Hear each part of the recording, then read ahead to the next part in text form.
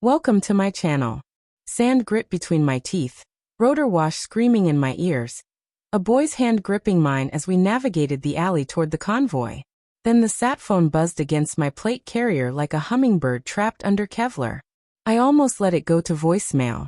You don't answer calls mid-extraction, but something, a mother's instinct, made me pick up.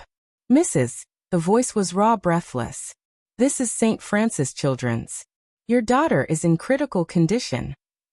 My mind couldn't process the words in order. Daughter. Critical. Copper filled my mouth. What happened? I managed. A pause. Paper shuffled somewhere behind her. A monitor beeped too rapidly. Your husband's new wife brought her in. She claimed a fall, but the injuries, they don't match. The nurse swallowed. I called the detective. He's not taking action. Why? Her brother, he's the police chief. The alley constricted. My world constricted with it. I watched my team load the boy and his grandmother into the truck, mouths moving in a language I couldn't hear over the thunder in my skull. Listen to me, the nurse whispered, pulling courage from somewhere I hadn't given her. If you want the truth, it's on you. For a moment, the war zone around me felt quieter than the phone line. I said, prep her chart. Don't discharge her. Document everything. Photograph everything. Chain of custody on every piece of clothing. I'm 6,000 meters away, but I'm coming. Ma'am, she started. The line went dead. Not her fault. Mine. I was already moving. I handed my second-in-command the sat phone and final handoff instructions. Take them to Gaziantep. Keep the convoy moving. You're breaking protocol, he said.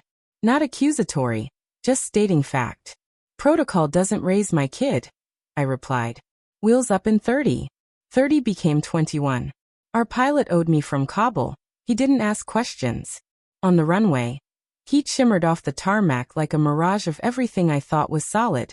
As the bird clawed skyward, I stared at the map on my lap, at the ocean between a mother and the room where her daughter lay under lights too harsh for small eyes. Here's the thing about systems. They protect the secrets of those who built them. And the moment a system chose my daughter's suffering as its cost for silence, it became my enemy.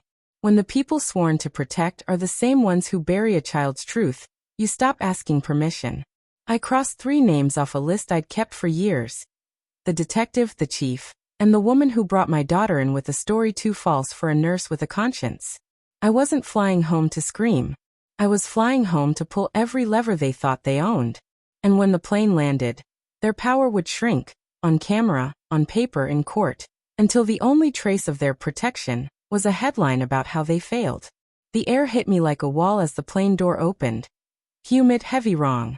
Not the air you want in your lungs when your child is breathing it from a hospital bed. My boots struck the tarmac before the stairs were fully secured. No suitcase. No pause.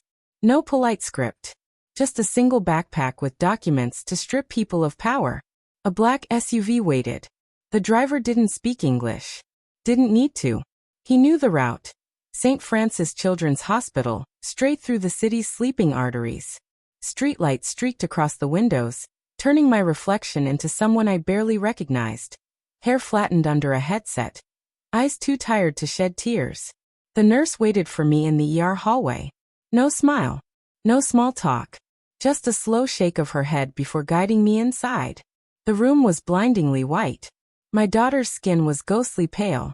Machines hummed, beeped, and hissed, as though her tiny body had become its own battlefield. She's stable for now, the nurse whispered. But you need to see this. She pulled back the blanket, and my breath caught in my throat. Dark bruises, shapes no one could get from a simple fall.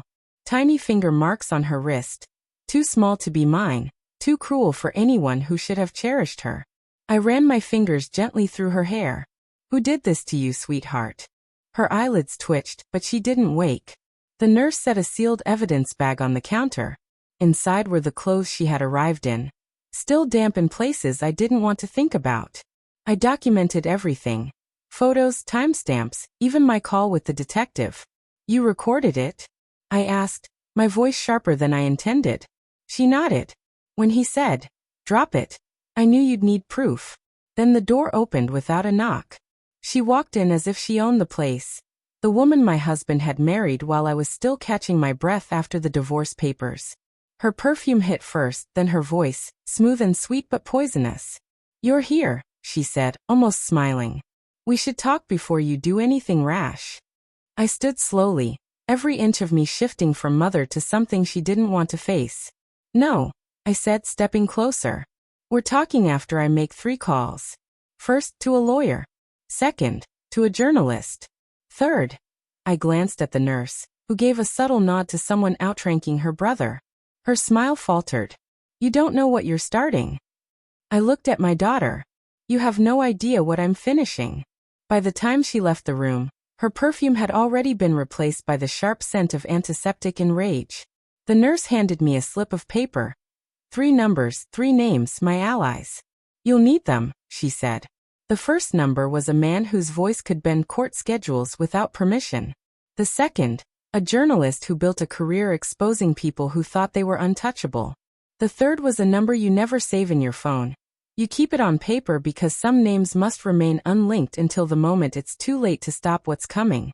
I stepped into the hallway and called the journalist first. "Who's protecting her?" I asked. Silence on the other end. Then a slow exhale. "I've been waiting for someone inside the family to talk," he said. "They've kept their hands clean for 10 years, but I have files, sealed police reports, hospital logs. You're the missing piece."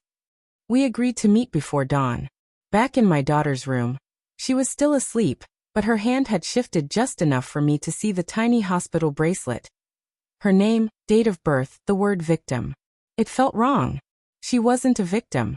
Not anymore. I left the hospital just before 4 a.m. The city slept, but I did not. My cab dropped me at a side entrance to a parking garage. No cameras, no attendants, just one familiar figure leaning against a car. My father-in-law. Still in uniform, medals catching the dim light, his expression unreadable. "I heard," he said simply. "And I'm not here to calm you. I'm here to make sure you don't miss." We sat in the car. He handed me a folder, thin but weighted with truth. Photos, sworn statements, and something unexpected. A signed affidavit from one of the police chief's own officers. Why would he risk this? I asked. "Because," my father-in-law said, starting the engine, "even the dirtiest walls have cracks. You've got a hammer." We drove in silence. The streets blurred past. We weren't going home. We weren't heading to the station. We were going straight to the one place her brother couldn't touch. The federal building. By sunrise, they'd have a file so thick, the only way to close it would be in court. The federal building lobby was empty, except for a security guard who looked at us like we were bringing a storm inside. My father-in-law's badge and uniform got us through without a single question. On the 12th floor, a woman in a dark suit was already waiting. She didn't give her name, only nodded toward a conference room. Inside, the walls were lined with locked cabinets. She set a black recorder on the table and pressed a button. "Start from the beginning," she said. I told them everything. The phone call in Syria, the hospital, the detective who never showed, the whispered warnings about the police chief.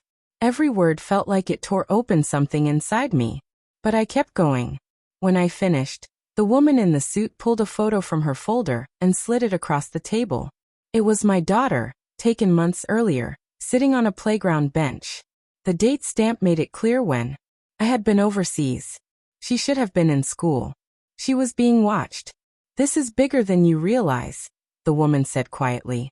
"We've been building a case for years, but your testimony puts a name on what they've done.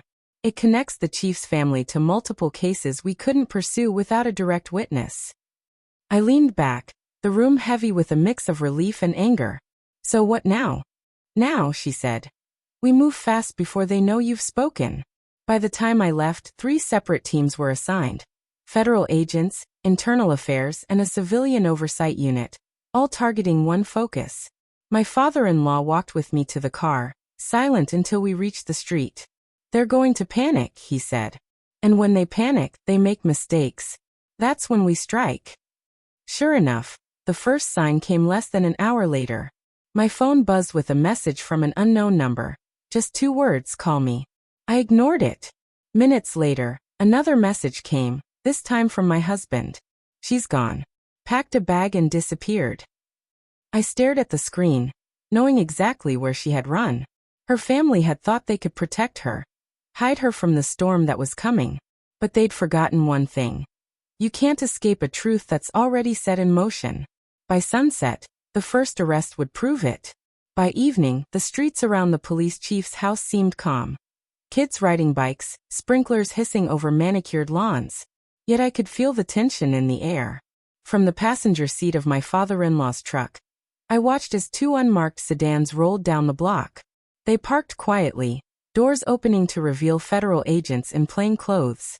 No sirens, no shouting, just precise, controlled movement. "This is it," my father-in-law murmured. "They're going in." The agents knocked. One used a key I later learned had been seized in a raid earlier that afternoon. They slipped inside, and the seconds stretched like hours.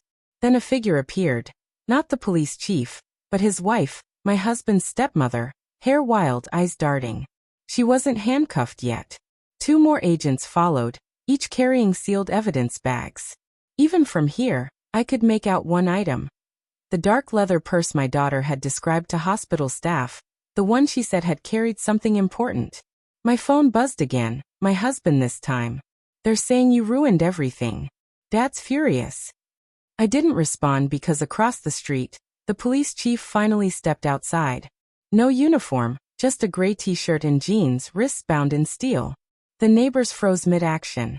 A woman dropped her grocery bag. Oranges rolled across the sidewalk. One agent spoke briefly into a radio, then signaled to a black SUV idling at the corner. "They're taking him straight to federal holding," my father-in-law explained, starting the engine. No pit stops, no backroom deals. But I wasn't watching the chief anymore. My eyes were fixed on the woman in the doorway, my husband's stepmother, clinging to the frame as if it could hold her upright. Her eyes locked onto mine across the street, and for a fleeting moment, every ounce of defiance vanished from her expression. She realized that whatever power she imagined she held, whatever shield her family name once provided, had evaporated. My father-in-law shifted in his seat. "Tomorrow," he said, "we go after the rest. Every single person who stayed silent while your daughter suffered." I nodded, though my thoughts had already moved beyond him. I wasn't merely seeking justice. I was determined to dismantle the silence that had protected them, and I would ensure it ended in full view of the public. By morning, the story had erupted across every major outlet. Police chief arrested on federal warrant. Evidence connects to ongoing child abuse investigation. I didn't need to read the articles fully to know my husband's family was in panic mode. The calls began before sunrise, some numbers familiar, others unknown. I let every single one go straight to voicemail. Exactly at 9:12 a.m., the front gate camera captured my husband, standing there in his military-issued jacket, jaw clenched. He didn't press the buzzer. He simply stared into the lens, as if willing it to open. I didn't move. Instead, I slid the manila envelope across the kitchen table to my father-in-law. Inside lay everything I had painstakingly gathered during sleepless nights. Names, dates, recorded conversations, sworn statements from hospital staff, proof that my husband's stepmother had been present and complicit the night my daughter was harmed. He said nothing. He didn't need to. He simply lifted the envelope and walked out the back door toward his truck. By noon, my phone lit up again. This time, it was a news alert, a live press conference.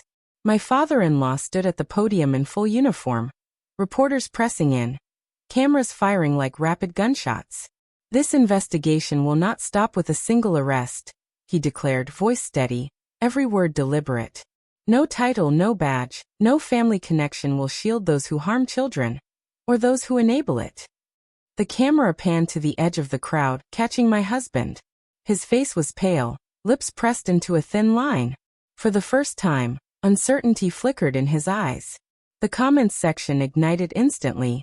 "Finally, someone's taking action. About time. The silence is over. Who's the woman in the doorway?" They didn't know yet. They hadn't seen the public naming, the destruction of every bit of control they thought they had. And when that moment came, it wouldn't just make headlines. It would mark the exact instant the entire city realized their untouchable circle had been shattered.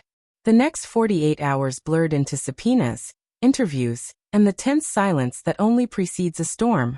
My home was under discreet surveillance, not for my protection, but to prevent anyone from negotiating off the record. On the third morning, the call came. "Ma'am, it's time." I didn't ask questions. I donned the same plain black dress I'd worn to my mother's funeral, a dress that spoke of business, not mourning, and drove to the courthouse. The hallway outside courtroom B was filled with familiar faces. My husband's colleagues, his new wife's family, and a few high-ranking city officials who once smiled at me at fundraisers. Not one dared meet my eyes.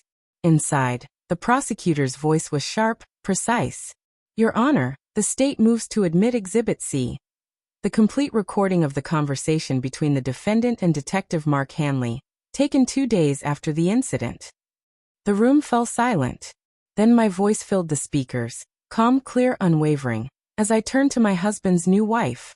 "Do you think she'll ever recover from what you did to her?" Her response, thick with arrogance. "She'll survive. But maybe she'll learn to stay in her place." Gasps swept through the gallery. The judge's pen froze. My husband's jaw clenched, but he didn't glance her way. The prosecutor pressed on without missing a beat. "Your Honor, Exhibit D. The bank transfers detailing payments to multiple parties in exchange for concealing evidence." One by one, their hidden dealings were exposed. Names, amounts, dates, everything laid bare. The web of protection they believed was untouchable now shone under the harsh courtroom lights. When the proceedings ended, the judge didn't immediately adjourn. He leaned forward, his voice heavy with resolve. "This court will not tolerate the abuse of authority, especially when it serves to protect harm against the most vulnerable. The full force of the law will be enforced." I didn't look at my husband as I left. I didn't need to. The next time our eyes met wouldn't be in our home. It would be across a table, with the law standing between us. The verdict arrived faster than anyone anticipated. Guilty on every count. The gavel fell like the final echo of a battle horn. My husband's new wife gripped the edge of the defense table, her flawless nails digging into the wood until they turned pale. His gaze stayed fixed on the floor. The man who once thrived on control now had none left. Outside, the courthouse steps swarmed with reporters, microphones jutting toward us like spears. I didn't pause. I didn't have a statement for them. Not yet. My only focus was getting back to my daughter, still healing, still trying to sleep without trembling in fear. That evening, as I sat beside her bed, my phone buzzed with a message from an unknown number. I didn't recognize it. I swear, it was one of the officers who had been at our house the night it happened. The same one who had laughed at me when I begged for help. I typed my reply carefully. "You didn't want to know before, but now you do." The days that came after were quiet. Not peaceful, never peaceful, but quiet enough to know the storm had passed. The police chief, her own brother, was forced into early retirement. His badge was stripped, his influence gone. The detective who refused to investigate lost his job and his pension. My husband. He would spend the next 20 years inside the same walls he once used to trap others. As for me, I didn't celebrate. Revenge hadn't been sweet, it had been necessary. One afternoon, while I was brewing tea, my daughter shuffled into the kitchen, her hair tousled from sleep. She leaned against me and whispered, "Mom, you kept your promise." I didn't ask which promise she meant. I just held her tighter, because in the end this wasn't about power, or winning, or watching them fall. It was about ensuring that every door they once hid behind was locked forever. And for the first time in months, when I looked at her, I didn't see fear. I saw freedom.